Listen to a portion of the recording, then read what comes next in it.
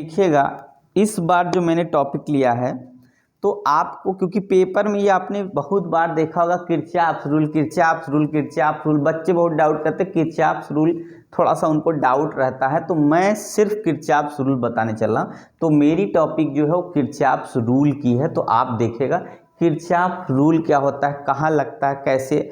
तो देखिए, जब आपका कॉम्प्लिकेटेड सर्किट हो और ओम्स लॉ से अगर आप सॉल्व नहीं कर पाते हो, मतलब सिर्फ करंट और रेजिस्टेंस अगर सिंगल सिंपल सर्किट हो तब तो आप कर लोगे आसानी से, पर अगर आपका कॉम्प्लिकेटेड सर्किट हो और उसमें करंट अलग अलग जगह से निकल के जा रहा आ रहा है और उसके बाद ढेर सारा रेजिस्टेंस लगा है, साथ में आपका जो है बैटरी लगा हुआ, मतलब ईएमएफ लगा है, तब आप थोड़ा सा सर्किट कॉम्प्लिकेटेड हो जाता है और तब ओम्स लॉ लगाने के लिए बड़ी दिक्कत होती है। ओम्स लॉ लगने में, सॉल्व करने में बहुत दिक्कत हो जाती है। तब आप क्या करोगे, आप लगाओगे किरचॉफ्स रूल और आसानी से सॉल्व कर लोगे। तो किरचॉफ्स रूल का फर्स्ट क्या है आपने देखना है, क्या बोलना है। फर्स्ट रूल, फर्स्ट रूल को आप क्या बोलते हैं, जंक्शन लॉ। क्या बोलते हैं, फर्स्ट रूल को आप क्या बोलते हैं, किरचॉफ्स का जंक्शन लॉ। तो आप बोलोगे at any junction, at any junction algebraic sum of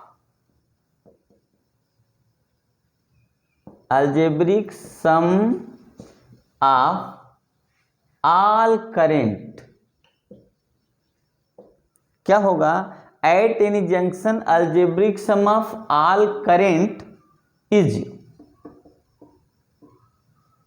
ये सभी बच्चों को याद रहता है। क्या याद रहता है, एट, या बताएंगे the algebraic sum of all current at any junction is zero. Sum of क्या होगा, sum of all current at any junction is zero. ये सभी बच्चे जानते हैं।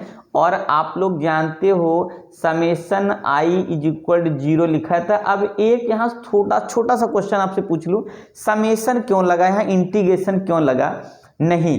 तो आप ये जानिएगा, समेशन हम इसीलिए लगाते हैं जब कोई हमारा वेक्टर क्वांटिटी नहीं होता है, जब डिसकंटिन्यूअस होता है, तो यहाँ पे हम लोग क्या होगा, समेशन नहीं, इंटीग्रेशन नहीं लगाएंगे, समेशन लगाएंगे।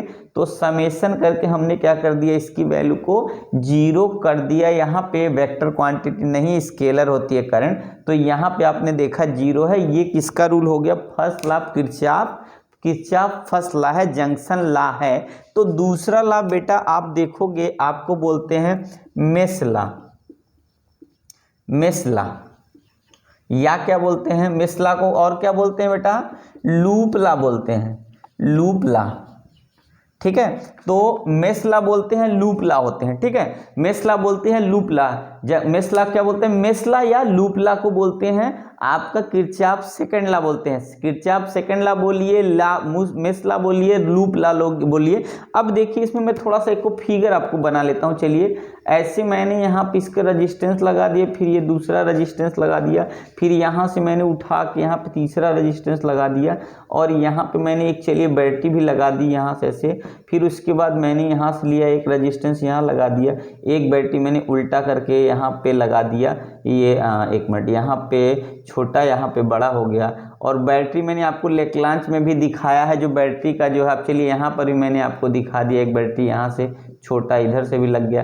तो आपको देख रहे हैं, अब यहाँ मैंने R1 मान लिया, R2 मान लिया, R3 मान लिया, R4 मान लिया। यहाँ पे ये आपका E1 यहाँ कर दिया, E2 यहाँ कर दिया, E3 यहाँ पे कर दिया मैंने, और आपका एक बार इसमें लगेगा, एक बार इसमें लगेगा। अब करंट थोड़ा सा आप समझिएगा, अगर हम लोग यहाँ से बढ़ेंगे, देखिए यहाँ से, तो इसका करंट आपका पॉजिटिव जाएगा, पॉजिटिव जाएगा, पॉजिटिव जाएगा, और आपने इधर आ गए यहाँ पे, तो मान के चलिए अगर हम इधर से आ गए, तो यहाँ से अगर हम I1 करंट मान के चले, तो यहाँ वाला क्या होगा, I2 करंट यहाँ से अगर हम मान के चले, तो हम जो है यहाँ पे अगर आ जाएंगे, तो इसमें जो करंट जाएगी आपकी, दोनों मिलके आपका होगा I1 प्लस I2, यहाँ करंट इंटर किया गया, मतलब यहाँ पर भी आपकी मिल गई करंट I1, बस और इतना हो गया इसमें I2। तो देखिए अब क्या है, आप मैंने फिगर ऐसे रैंडमली कुछ बना दिया, पर कोई दिक्कत नहीं, आप सब बनाओगे सब सही होगा। बस आप इस Kirchhoff second rule, mesh rule या लूप रूल को समझिए। तो देखिए क्या है, आप समझिए इसको ध्यान से क्या करना है। इसमें क्या होता है, इन किरचॉफ सेकंड लॉ या मेश लॉ या लूप लॉ बोलेंगे इन एनी क्लोज लूप, क्या बोलेंगे हम लिख देते हैं, इन एनी क्लोज लूप है, इन एनी क्लोज्ड लूप। जब किसी क्लोज लूप में, in any close loop algebraic सम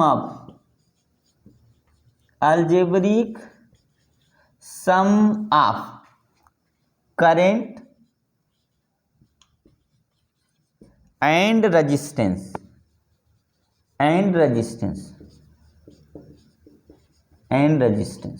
ठीक है, is equal to the algebraic sum of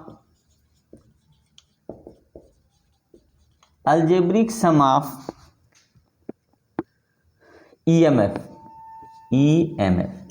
ठीक है, यही इतना होता है। मतलब आपका बोला है in any close loop, in any close mesh या इन एनी क्लोज लूप या मेश बता सकते हैं कि algebraic sum of current and resistance is equal to algebraic sum of total EMF in that close loop या that circuit. ठीक है, ये दोनों आपस में क्या होता है, इक्वल होते हैं। अगर हम यहां लिख दें तो हम ऐसे लिखेंगे IR, summation IR is equal to summation E, और कहीं कहीं समेशन IR इक्वल टू लिखा होता समेशन B। ये भी हो सकता है, ये भी हो सकता है, दोनों कोई डाउट नहीं। ये होता है आपका फार्मूला और ए आपका होता है फार्मूला। किसी किसी बुक में ऐसे करके खाली इतना लिख दिया है 0, तो बच्चे हो जाते हैं बहुत डाउट, क्योंकि आपका बच्चे यही बताएंगे। जब आप बताइए बच्चे अगर इतना बताएंगे तो अगर सर्किट में आपने यूज कर दिया क्या चीज़, रेजिस्टेंस करंट, तो क्या बच्चे यहाँ रेजिस्टेंस करंट को सॉल्व कर पाएंगे? कभी नहीं कर पाएंगे, क्योंकि बुक में इतना लिख के छोड़ दिया है, तो बच्चों को बहुत हो जाता है डाउट। इसलिए आप हमेशा लिखोगे algebraic sum of product of resistance current is equal to algebraic sum of क्या होगा, EMF are equal in that circuit. ठीक है, तो ये आप इक्वल करोगे तो आप इसको आसानी से इक्वेशन बना के सॉल्व कर लोगे ऐसे ही। देखिए अब मैं आपको इक्वेशन बना के भी दिखा देता हूं। देखिए मैं आपको इक्वेशन यहां से फटाक से बना देता हूं इसके लिए। तो देखिए आप क्या लिखोगे फटाफट। अगर हम लिखे I1 पहले के लिए, इस फर्स्ट वाले के लिए लिख देते हैं और इस सेकंड के लिए अलग से लिखते हैं। तो मैं करंट का डायरेक्शन ले लेता हूं ऐसे। तो यहां चला I1 करंट के साथ आपका मिल गया R1 प्लस R2 रेजिस्टेंस मिल गया एक साथ, और उसके बाद आपको मिल गया कितना, प्लस कर दिए आप यहां से आगे। तो यहां से जब इधर से आएंगे, इधर पॉजिटिव इधर, तो आपने इधर से एंट्री क्या करनी है, आपने इधर से इधर चले आए और आपका इधर से हो गया।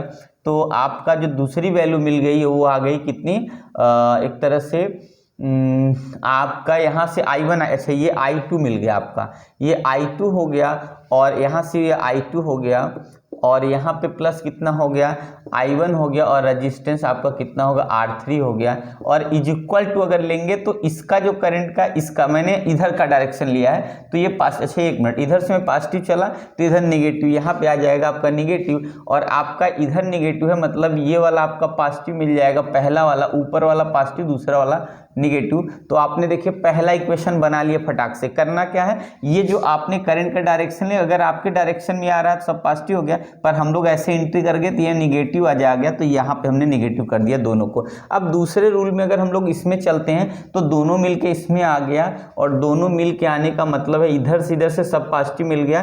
तो हम लोग लिखेंगे I1 R3 और प्लस किसमें चला, आप यहाँ पे I1 प्लस I2 मिलके दोनों चले गए R4 में, और इक्वल टू एक ही रजिस्टर, यहाँ पे दो बैटरी यहाँ पे लगा है, तो हम लोग इसमें भी इसी डायरेक्शन में ले रहे हैं, तो ऐसे करके आए यहाँ पे आगे। तो यहाँ से हो गया पॉजिटिव डायरेक्शन बैटरी का E2, और नीचे वाला जो E3 है वो माइनस में होगा, क्योंकि इसका डायरेक्शन हम लोग ऐसे आ रहे हैं और ये इधर से करंट जा रहा है। तो आपने देखा आसानी से इसको सॉल्व करेंगे, अब आप सॉल्व कर सकते हैं।